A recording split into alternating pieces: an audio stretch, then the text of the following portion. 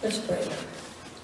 May the words of my mouth and the meditations of our hearts draw us closer to you, our rock and our strength. Amen. This is what Rabbi Bunham said concerning a verse in the Psalms. And I am a prayer. It is if a poor man who has not eaten for 3 days and whose clothes are in rags should appear before the king. Is there any need for him to say what he needs? This is how David faced God. He was a prayer.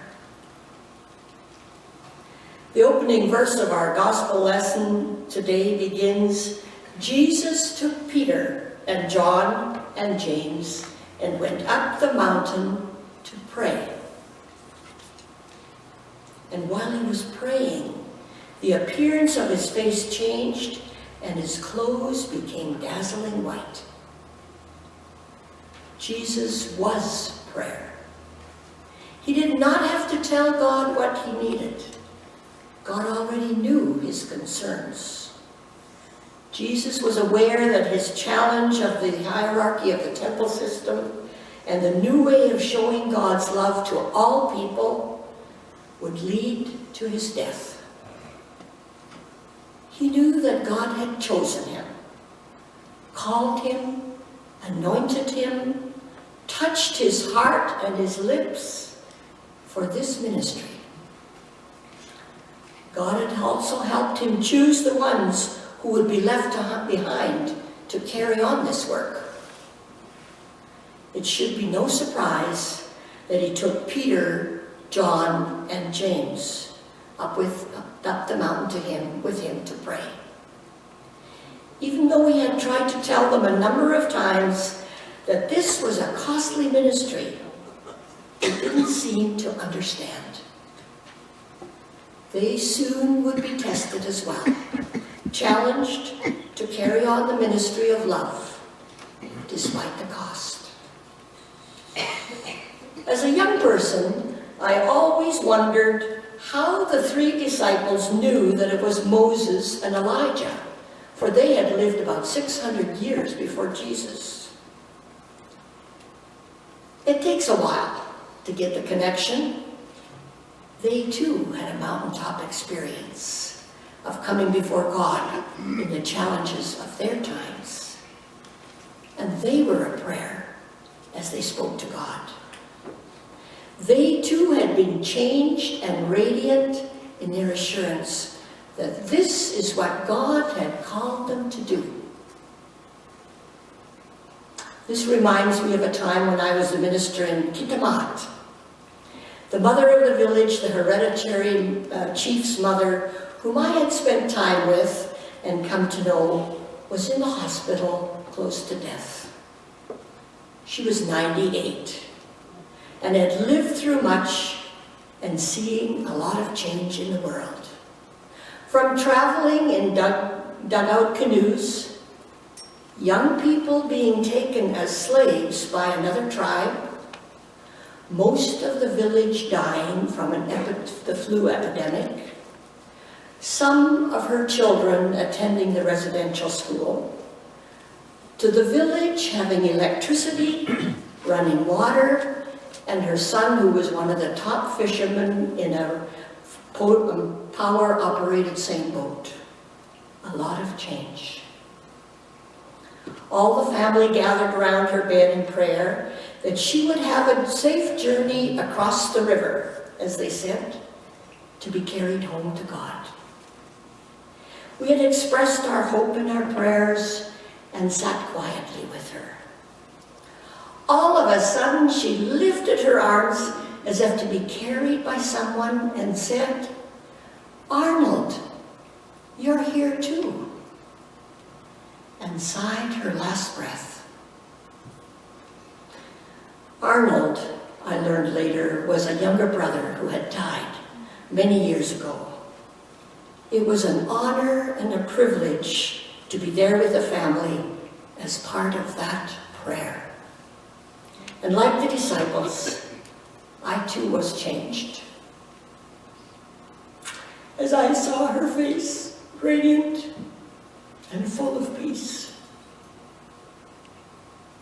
Like Peter, it would be easy to say, let's build 3 buildings here on the mountaintop, and say, one for you, one for Moses, one for Elijah. The interesting thing is that both Moses, representing the law, and Elijah, representing the prophets, were called to lead God's people in a new direction, as was Jesus. Yet the glory of God is not something to be captured and preserved. It is something to be experienced in the living. The whole village gathered to celebrate Laura's long life. Her story was told at the settlement feast, and all of us knew that life had changed, but we must go on. The voice tells the disciples to listen to Jesus.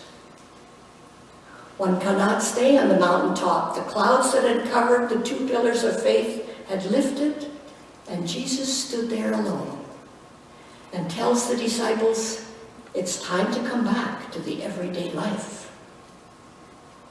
Not to be afraid of living out God's call to justice and right relationships. Nora Sanders, our General Secretary of the United Church, shares a note about listening for God's voice in the depth of the valley. As a United Church member, she writes, I was deeply touched by the statement posted on the internet from the family of Adam Wood, the teacher who died at La Loche. They are a part of the congregation of Trinity United Church in Euxburg, Ontario, Bridge. And the message they shared from the depths of their loss exemplifies Christian love that we are all called to share. After sharing a bittersweet memory of gathering together on Christmas Day for their last meal, with the whole family, they went on to say, as communities come together to support one another, we must ask how to prevent anyone from experiencing the loss of this kind. Rather than looking for someone to blame or coming up with ideas from outside opinions or reasons why it occurred, we must stop and listen to the voices of La Loche. The leaders and members of the community know what type of support and changes are needed. Our responsibility as a nation is to listen and respond to create lasting systemic changes. These words speak of faith that looks forward and offers hope even in the midst of unspeakable loss. These words offer a vision of God's kingdom. Paul Harker embarked on a 40-day solitary journey into the wilderness, something like walking the Camino, and he left behind friends, family, books, and I was interested, writing instruments, climbing a mountain in New Zealand. His book, Soul Quest, written after his descent, chronicles his journey and his experience of the voice that led him along the way. He writes, I didn't audibly hear voices. Rather, I just monitored the random, unconnected images, notions, and thoughts that floated through my head. Becoming aware of them, I checked them out using criteria to see if they might have been from God.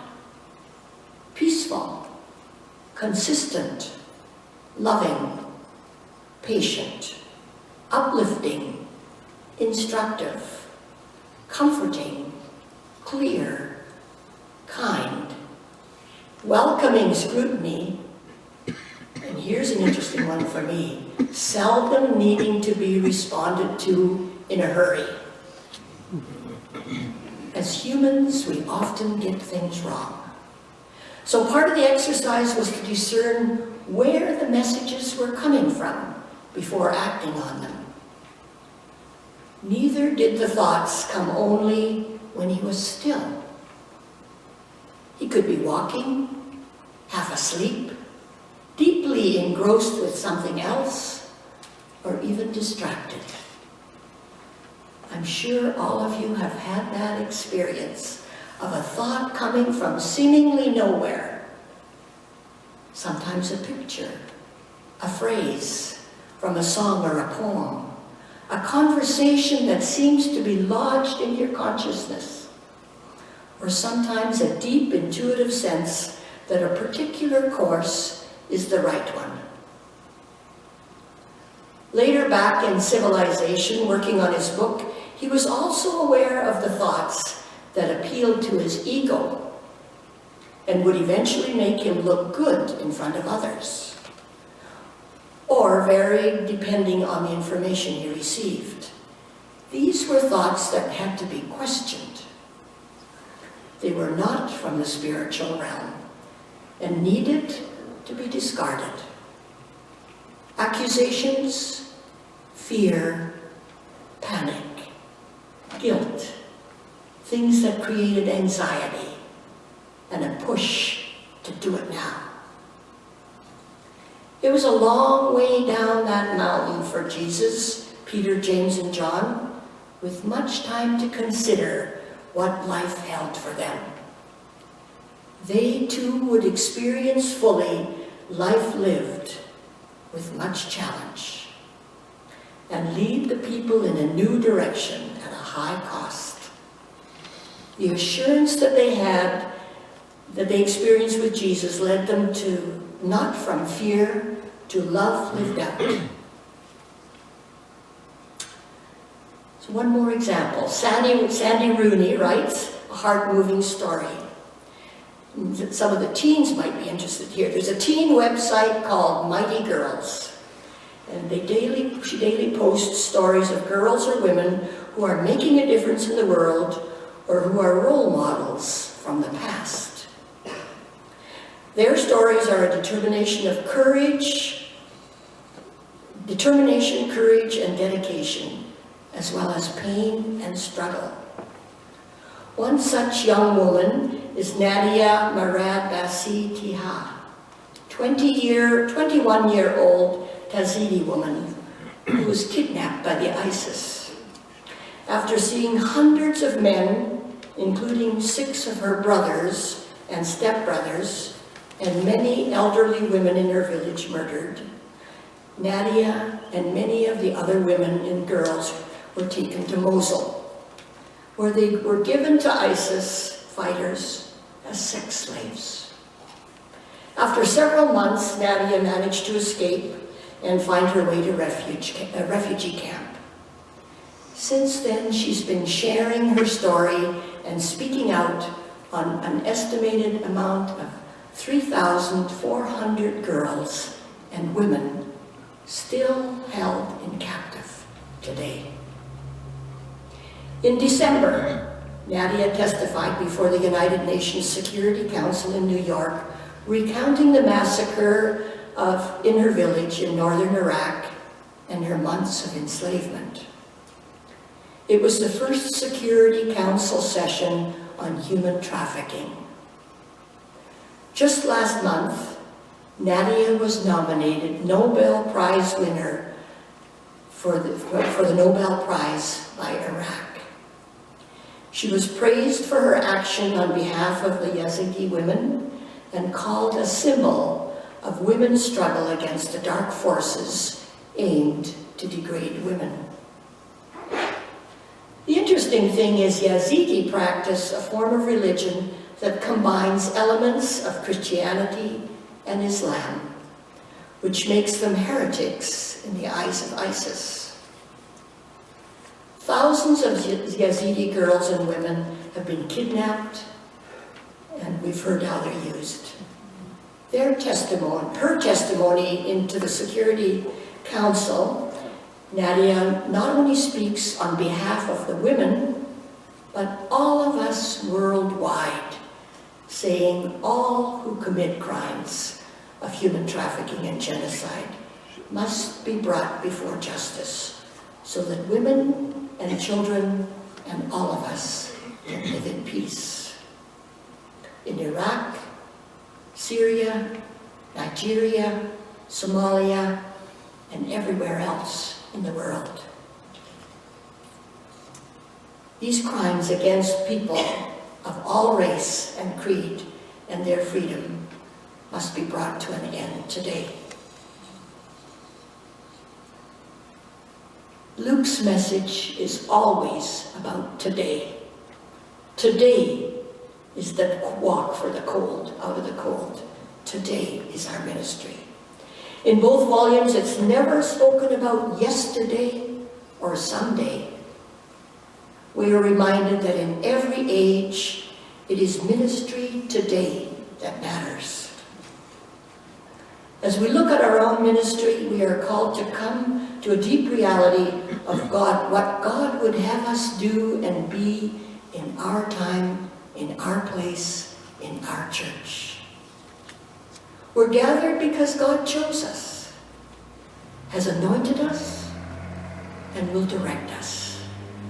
For we too are a prayer, and God knows our needs if we but listen. As your congregation works to support a refugee family, and I hear that you might have one coming eminently to support those who are poor, ill, alone, needing justice, it's not about someday, it's about today. We are also reminded that some of the people that we meet, whose faces radiate, filled with love, as they go about glowing, are daring to share their gift of love. Johann von Goethe has given us some thoughts to consider. We must always change, renew, rejuvenate ourselves. Otherwise, we harden. There are times when we feel alone, cannot find a reason to go on, or seek God's transforming presence and direction. What helps you move on? When have you been moved by the Spirit, and what does it mean to be fully alive and dare to speak out? Take a moment, opening your heart to God as you name your fears, your uncertainties, and need for a sense of hope.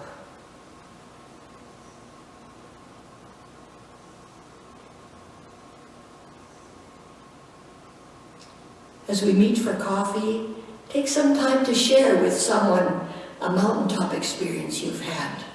Or perhaps you've experienced God's presence just in small, subtle ways, daily ways, and heard God's voice telling you that you indeed were loved. God is with us both on the mountaintops and in the valleys below. We're invited to be reflections of God's glory, not by being transfigured, not by glowing in white raiment garments, but by living the life that Christ has modeled for us. Let's pray.